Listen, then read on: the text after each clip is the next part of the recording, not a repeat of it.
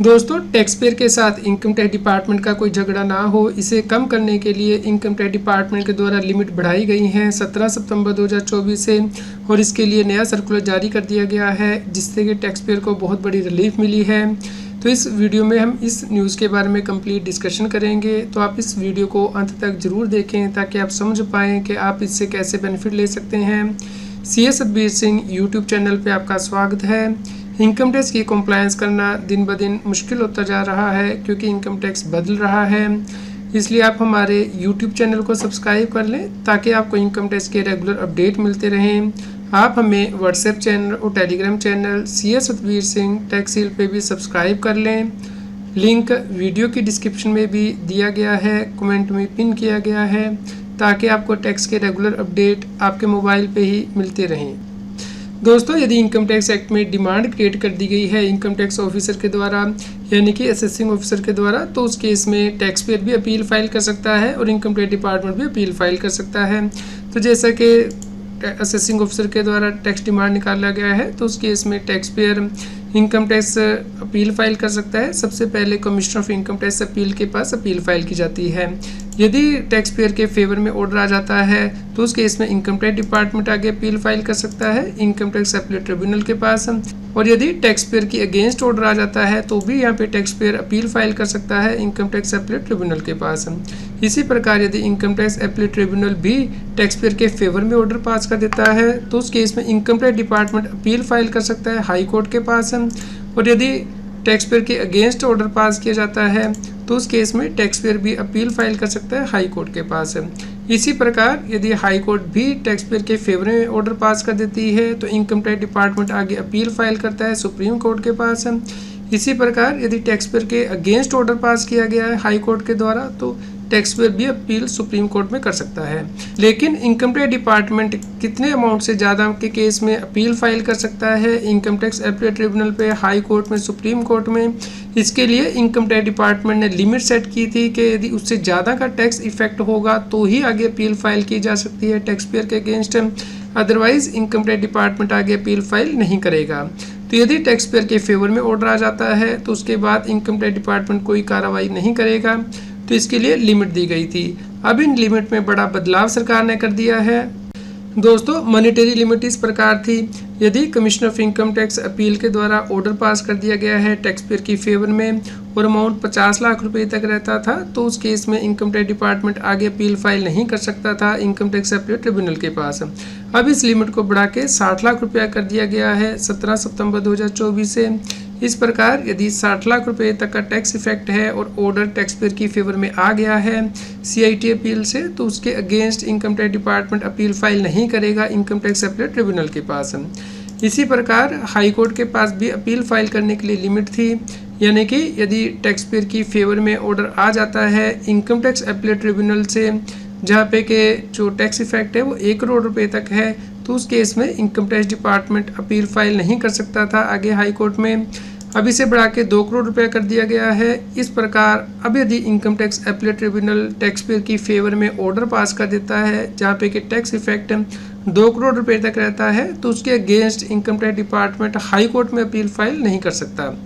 इसी प्रकार supreme court में अपील फाइल करने के लिए जो लिमिट थी वो 2 करोड़ रुपया थी, अब इसे बढ़ा के 5 करोड़ रुपया कर दिया गया है।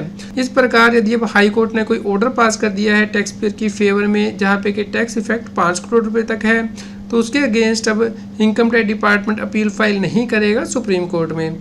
तो इस प्रकार टैक्स पेयर को बड़ी राहत मिली है कि यदि वो एक बार अपीलेट अथॉरिटी से कोई केस जीत जाता है, तो उसे आगे कार्रवाई के लिए नहीं बुलाया जाएगा इन लिमिट तक। दोस्तों, इसके लिए इनकम टैक्स डिपार्टमेंट के द्वारा एक सर्कुलर जारी किया गया 70 सितंबर 2024 को, जिसमें कि जो लिमिट है वो बढ़ाई गई है। जैसे कि आप यहाँ पे देख सकते हैं, पहले भी सरकार ने सर्कुलर जारी किया था 5 जुलाई 2024, तो उसमें अभी ये रिवीजन कर दी गई है मॉनेटरी लिमिट की income tax appellate tribunal, high court और सुप्रीम कोर्ट के लिए, कि इससे ऊपर का यदि टैक्स इफेक्ट होगा तो ही income tax department appeal file करेगा टैक्स पेयर के अगेंस्ट। तो ये सभी केसेस में एप्लीकेबल होगा, भले ही व्यक्ति का TDS का केस है, फिर TCS का केस है।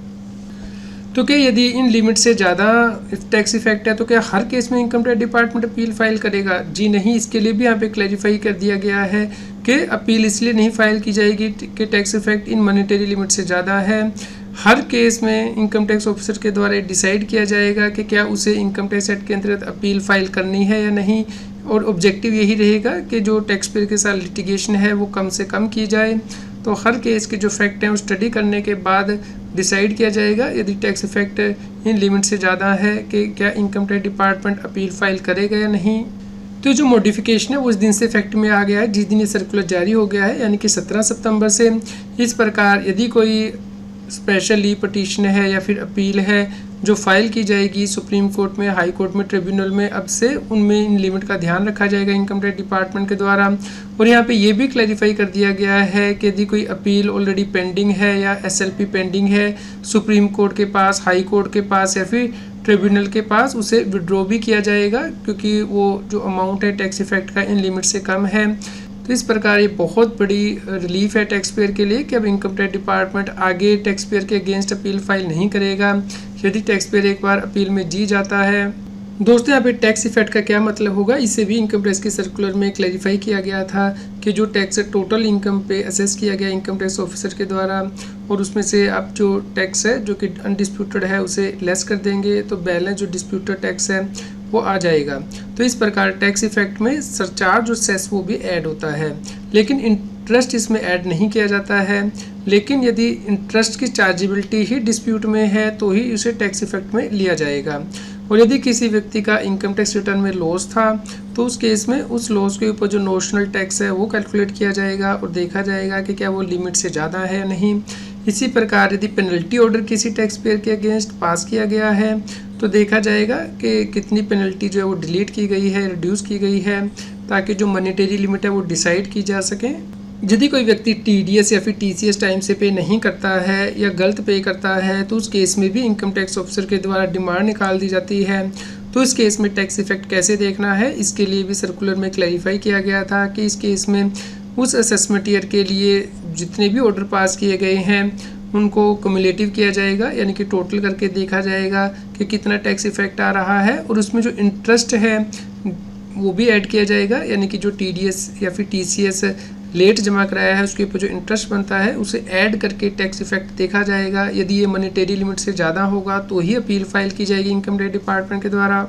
दोस्तों यहाँ पे असेसिंग ऑफिसर को ये भी हिदायत दी गई है कि जो टैक्स इफेक्ट वो कैलकुलेट करेगा वो हर असेसमेंट एरिया के लिए और हर असेसी के लिए सेपरेटली कैलकुलेट करेगा। यदि डिस्प्यूटेड इशू एक से ज़्यादा साल में इन्वॉल्व है तो देखा जाएगा कि किस साल में टैक्स इफेक्ट ज़्यादा है, तो उसी साल के लिए ही अपील फाइल की जा सकती है। जो बाकी साल हैं उनके लिए अपील फाइल नहीं करेगा इनकम टैक्स डिपार्टमेंट। इस प्रकार दोस्तों टैक्स पेयर के साथ लिटिगेशन को कम करने के लिए इनकम टैक्स डिपार्टमेंट ने जो लिमिट है वो इंक्रीज़ की है आगे अपील फाइल करने के लिए। तो क्या आपको लगता है कि ये जो लिमिट इंक्रीज़ की गई है सही है? तो आप हमें कमेंट करके ज़रूर बताएं। कृपया लाइक करें और शेयर करें ताकि सभी लोगों तक ये जानकारी पहुंच पाए और वो इनकम टैक्स की कंप्लायंस कर पाएँ और इस सर्कुलर से बेनिफिट ले पाएँ। क्योंकि यदि उनका केस पेंडिंग है ITAT में या हाई कोर्ट के पास, सुप्रीम कोर्ट के पास, तो इस सर्कुलर के द्वारा वो अपना केस विड्रॉ कर सकते हैं यदि इनकम टैक्स डिपार्टमेंट ने उनके अगेंस्ट केस फाइल किया हुआ है। आपको असेसमेंट ईयर 24-25 की ITR कैसे फाइल करनी है इसके लिए CS Satbir Singh YouTube channel पे प्लेलिस्ट में जाके आप प्लेलिस्ट दे सकते हैं ITR फाइलिंग से रिलेटेड, जिसपे कि हमने 50+ वीडियो कवर की हैं ITR फाइलिंग से रिलेटेड, और वीडियोज़ में जाके लेटेस्ट वीडियो देख सकते हैं। तो आप इन सभी वीडियोस को देखिए, लाइक कीजिए, शेयर कीजिए ताकि सभी लोगों तक ये जानकारी पहुंच पाए और वो इनकम टैक्स की कंप्लायंस कर पाएँ। रेगुलर टैक्स अपडेट के लिए इस चैनल को सब्सक्राइब करें। आप हमें Telegram app CS Satbir Singh टैक्सिल पे ज्वाइन कर सकते हैं ताकि आप GST और इनकम टैक्स के रेगुलर अपडेट अपने मोबाइल पर ही प्राप्त कर सकें।